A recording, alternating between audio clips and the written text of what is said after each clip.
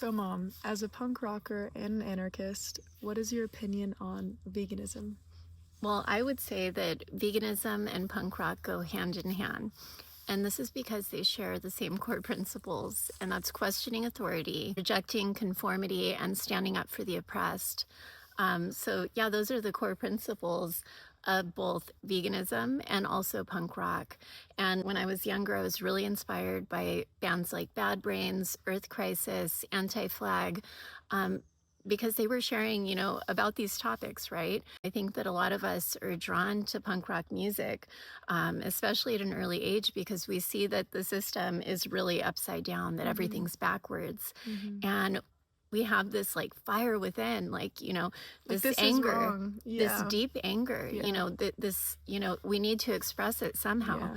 And that's a beautiful thing. Anger is divine, right? It's the divine feminine stepping in and saying, this is wrong, standing up for the oppressed. And sometimes you need the fire to The make fire, a change, the chaos, the yelling, all of it. And this is why I love punk rock music, and I love it to this day. Because I love that fire. I wanna scream and shout from the top of the mountaintops that, this whole system that we're living in, this matrix, this, it's being fueled by the death of sentient beings. And now we're coming up on Thanksgiving, which is, a Holocaust. 46 million turkey Holocaust. Of turkeys. Holiday. And they're kept in these, horrible living situations where they're covered in feces and I mean, it's disgusting. If these ad campaigns weren't successful promoting turkeys, this wouldn't be happening, Yeah. Like, that's all it is. It's a big... Yeah, well, and then let's go back, just take it one step further. But why are we even celebrating this holiday? This is not right. This land was stolen, and this is wrong, No. So that goes back into, lies, just doing what we're told. Well, the foundation of the American dream and of all these holidays, it's all lies. It's all for money. Gluttony. Gluttony. The 7 deadly sins. Every holiday correlates with one of those.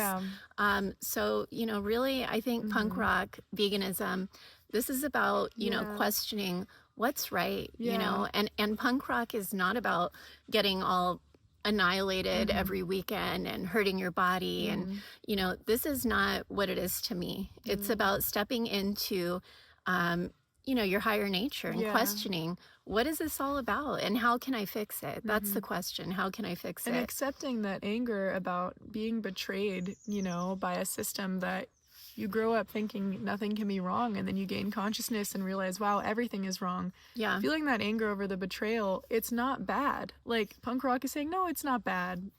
Like, you can be angry, you can feel... Yeah, you should be angry. You should be angry. I think that's part of the healing process, is being, utterly disgusted and pissed off by this jacked up system that we were sold, as we were brainwashed as children in school. And then, basically just led into this slave labor system where we work, all week just to have 2 days off. And, parents aren't seeing their children. And then this whole system just continues because these kids are getting brainwashed at school. So, it's a really sick system. So I'm all about punk rock. I'm going to scream from the mountaintops. We're not going to lay down and take it. No. And also, it's really sad to see a lot of friends that I grew up with that were super into the punk scene, and how they've just all become cogs in the machine and, order followers. And it's sad, so people wake up. I'm going to call you out. We're at that point now, and the earth is going into 2 different directions right now. There's definitely an apparent split. There's people that are conscious, and there are people that are totally unconscious. So right now it's the time to take a stand and do what's right, and take care of your temple and your body, and, just step into this higher frequency that is available to us now, because it's here. It's here. After that anger where you're, really upset about this, what can I do? Then, you realize all the work is inner, change the world by changing yourself. The more you change your frequency, the more you're influencing the collective. And I agree. It's beautiful that there is something we can do, you know, and all of this programming, you know, meat they're feeding us, it's to keep us out of our higher nature and to make sure that we can't realize we are the answer, you know? And trapped in the lower chakras, right? Yeah, Not able to rise out of that. Eating death and fear and all this adrenaline and acidic, you know, foods that are really toxic on the system.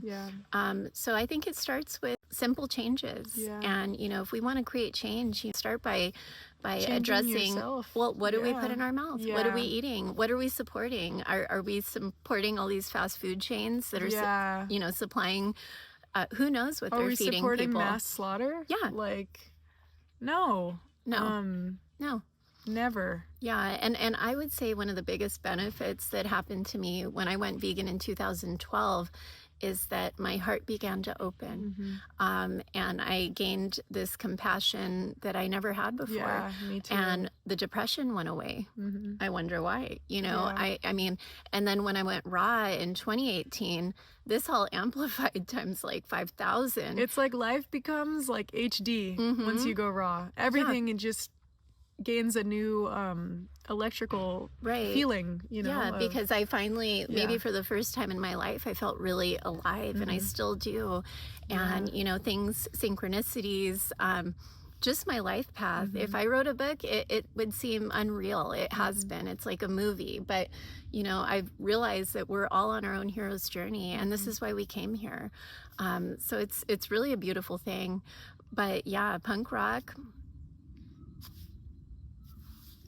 we're all for it. We're all for it. Yeah. I just wish that somehow it could include that the answer is within, and don't get trashed. Don't get lost. Don't get lost in burgers and beer. And in the you know, estrogen hops that they're, you know, everyone's drinking beer made with hops and getting man boobs and turning into feminine kind of people. That's the real soy boys that apparently are. You want to call my husband a soy boy? Yeah. Well, you're drinking freaking Bud Light all day, and that's full of estrogen. Like, you want to turn into a lady, that's the first way to do so, and drop your T levels and all of that, you know. In my opinion, a real masculine man is someone, for one, that questions authority. That's really important. And someone who protects the voiceless. The animals. Yes, that's it. Someone who stands up for the animals. Yep. Happy I found one.